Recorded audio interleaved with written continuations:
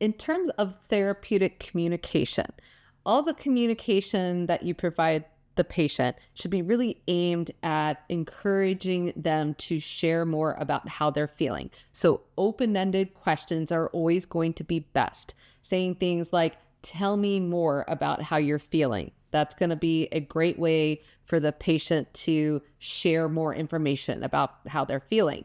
You wouldn't want to use closed-ended questions like, are you sad? And they're like, yes. And then that's the end of the conversation, right? You want to use those open-ended questions. You do not want to use why questions. So if you're asked a question on like, what is the nurse's therapeutic response? And it starts with why, you can pretty much count that one out. Like, why are you so sad? That puts the patient on the defensive, and that is not therapeutic. You also don't want to be offering advice or passing judgment, like you did the right thing. And you also don't want to say things like, I know exactly how you feel, because you really don't. So those are also non-therapeutic communication techniques.